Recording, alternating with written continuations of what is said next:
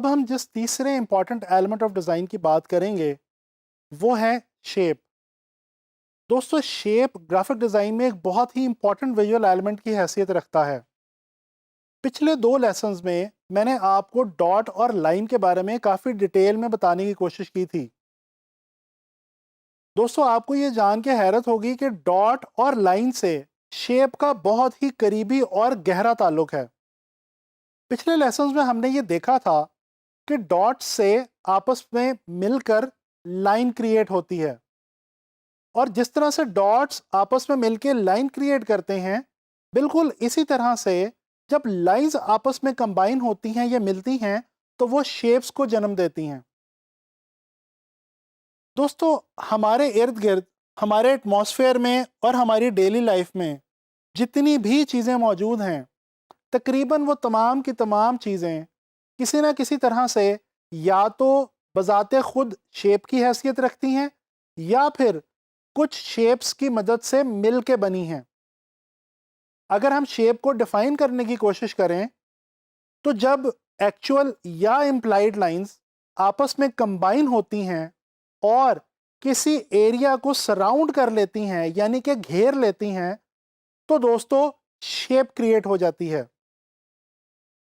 जैसा कि हमने लाइन को स्टडी करते हुए देखा कि लाइन 2 डायमेंशनल भी हुआ करती है और 3 डायमेंशनल भी हुआ करती है, बिल्कुल इसी तरह से शेप्स 2D भी हुआ करती हैं और 3D भी। 2D या 2 डायमेंशनल शेप्स वो शेप्स होती हैं जिनको पेपर पे हम ड्रॉ करके देखते हैं या किसी फ्लैट सरफेस के ऊपर ड्रॉ किया जाए या बनाया जाए। इसके बरक्स 3D या 3 डायमेंशनल शेप्स वो शेप्स हुआ करती हैं दोस्तों जिनको हम चारों अतराफ से देख सकते हैं और उनका हर तरफ से मुशाहिदा कर सकते हैं। मिसाल के तौर पे दरख्त, पौधे, जानवर, स्कल्पचर्स और हम खुद इंसान, ये तमाम 3D शेप्स ही हैं। दोस्तों, शेप्स को 3 तरीके से आम तौर पे हम पेपर पे ड्रॉ करते हैं। सबसे पहला तरीका तो ये है कि हम किसी भी शेप को जस्ट आउटलाइन या स्ट्रोक की सूरत में ड्रॉ कर सकते हैं। इसके अलावा हम किसी भी शेप को कोई भी कलर फिल करके भी ड्रॉ कर सकते हैं, और इसके अलावा हम शेप को नेगेटिव स्पेस की मदद से भी ड्रॉ कर सकते हैं या क्रिएट कर सकते हैं। दोस्तों, यहाँ पे ये जानना बहुत ज़रूरी है कि ग्राफिक डिज़ाइन के अंदर शेप्स की अफादियत क्या है या एप्लीकेशन क्या है। तो याद रखिए, शेप्स ग्राफिक डिज़ाइन के अंदर डिज़ाइन बनाते हुए आपके डिज़ाइन में डेकोरेशन के काम भी आ सकती हैं। इसके अलावा मटेरियल या कंटेंट ऐड करने या बढ़ाने का काम भी दे सकती हैं। सबसे बेहतरीन काम जो शेप्स हमारे डिज़ाइन में करती हैं वो ये कि ये देखने वाले के लिए इंटरेस्टिंग एलिमेंट का काम करती हैं और हमारे डिज़ाइंस के अंदर इंटरेस्ट लेवल को बूस्ट कर देती हैं। दोस्तों, इसके अलावा बाज़ औक़ात हम इन शेप्स को अपने डिज़ाइंस में सिंबल्स के तौर पे भी यूज़ करते हैं। अभी थोड़ा सा आगे चल के मैं आपको ये बताऊंगा कि कैसे। इसके अलावा हम शेप्स को टेक्सचर्स और पैटर्न्स बनाने के लिए भी काम में लाते हैं। दोस्तों, आम तौर पे 3 किस्म की शेप्स हुआ करती हैं। Number 1 geometric shapes, number 2 organic shapes और नंबर 3 एब्स्ट्रैक्ट शेप्स। तो चलें आए ज़रा जानने की कोशिश करते हैं कि ये ज्योमेट्रिक शेप्स क्या हैं, ऑर्गेनिक शेप्स क्या हैं और एब्स्ट्रैक्ट शेप्स क्या हैं। दोस्तों, सबसे पहले बात करते हैं ज्योमेट्रिक शेप्स की। आपको याद होगा बहुत बचपन में जब आप मैथ्स पढ़ा करते थे तो मैथ्स की किताबों में आपने बहुत सी मुख्तलिफ ज्योमेट्रिक शेप्स का मुशाहिदा किया, जैसे कि circle, triangle, rectangle, square, parallelogram वगैरह।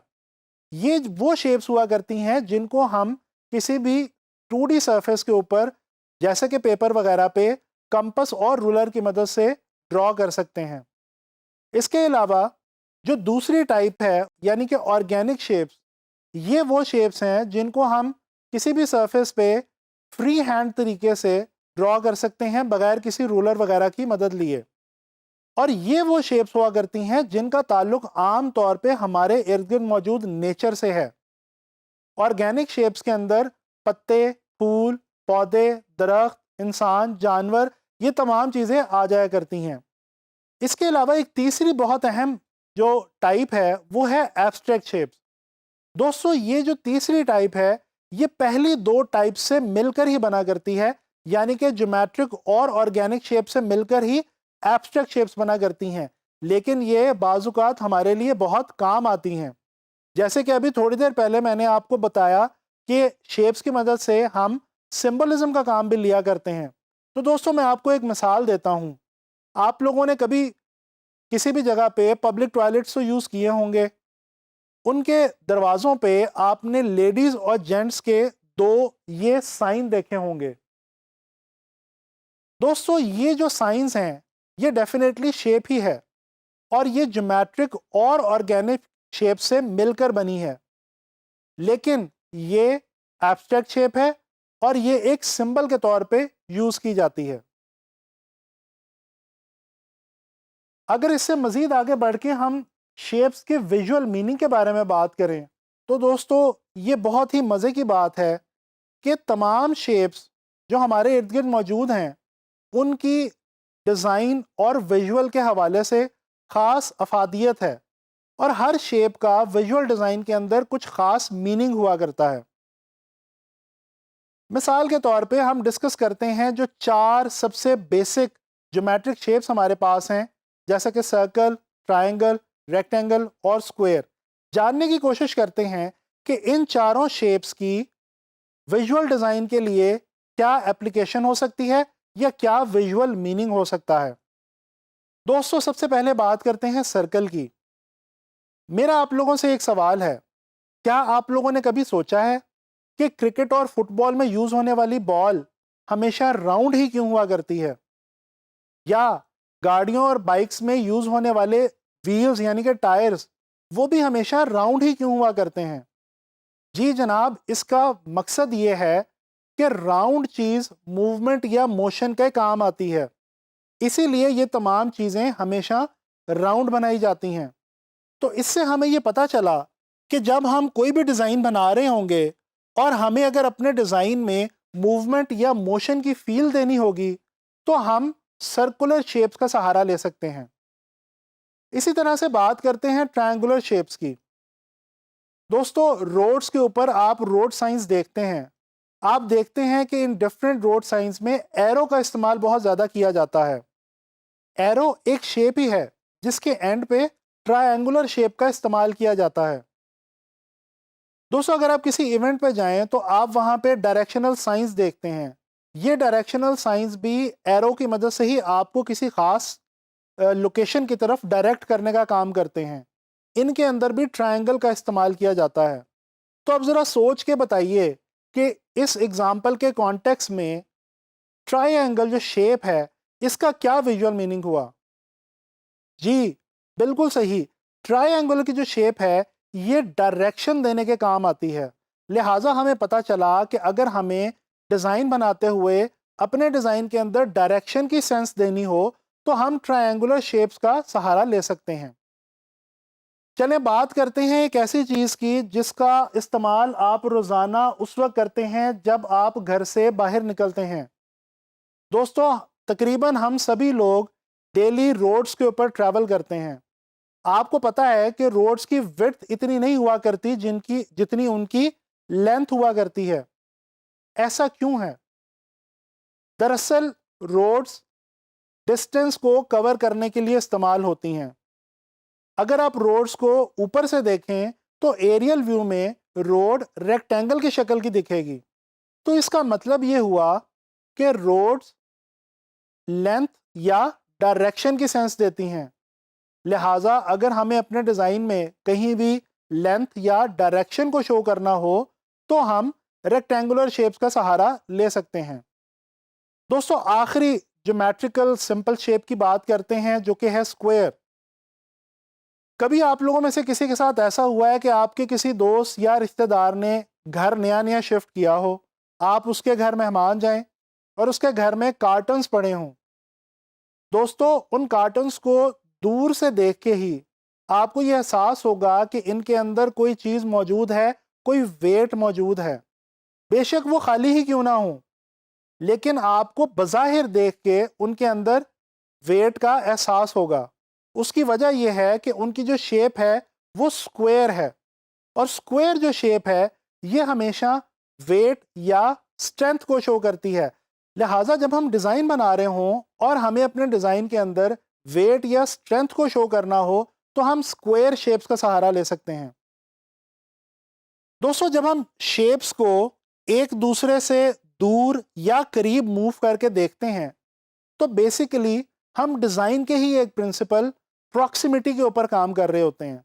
आने वाले लेक्चर्स में मैं आपसे प्रॉक्सिमिटी के बारे में काफ़ी डिटेल में बात करूंगा।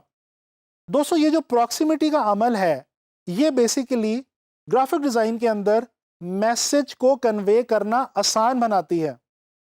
बेसिकली जब हम शेप्स को दूर या नज़दीक करते हैं तो उनके बीच में आपस में एक रिलेशन क्रिएट होता है। यही वो रिलेशन है जिसकी मदद से हम अपने डिज़ाइंस को देखने में अच्छा बना सकते हैं, ईजीली अंडरस्टैंडेबल बना सकते हैं और ऑडियंस को ग्रैब करके रख सकते हैं। दोस्तों, शेप्स के हवाले से एंड में मैं आपसे 2 एग्जांपल शेयर करना चाहूँगा। सबसे पहले तो अगर हम नज़र डालें डिफरेंट ब्रांड्स के लोगोस की तरफ, आपके सामने स्क्रीन पे इस वक्त डिफरेंट ब्रांड्स के लोगोस मौजूद हैं। अगर आप गौर से देखें तो आपको अंदाज़ा होगा कि ये जो तमाम लोगोस हैं ये डिफरेंट किस्म की शेप से आपस में मिल के बने हैं, और अब ये पूरा एक मीनिंग कन्वे कर रहे हैं। बिल्कुल इसी तरह से अगर बात की जाए लेटर्स की, चाहे कोई भी लेटर हो, वो डिफरेंट ज्योमेट्रिक, ऑर्गेनिक या एब्स्ट्रैक्ट शेप से मिलके बनता है और उसका लैंग्वेज के अंदर एक अपना मीनिंग हुआ करता है। बिल्कुल इसी तरह से जब एक से ज़्यादा लेटर्स आपस में कंबाइन होते हैं तो बेसिकली वो भी शेप्स ही आपस में कंबाइन हो रही होती हैं और एक वर्ड हमारे सामने विजुअल फॉर्म में आ जाता है जिसका कि एक नया मीनिंग हो सकता है। दोस्तों, उम्मीद करता हूँ कि आप लोगों को शेप्स के हवाले से ग्राफिक डिज़ाइन में अब कभी भी दिक्कत नहीं होगी और आप कोशिश करेंगे कि अपने इर्द गिर्द अपने माहौल में मौजूद डिफरेंट ऑर्गेनिक, ज्योमेट्रिक और एब्स्ट्रैक्ट शेप्स को ढूंढें और उनके विजुअल मीनिंग को तलाश करने की कोशिश करें। इस तरह से आपको ग्राफिक डिज़ाइन में बहुत ज़्यादा हेल्प होगी।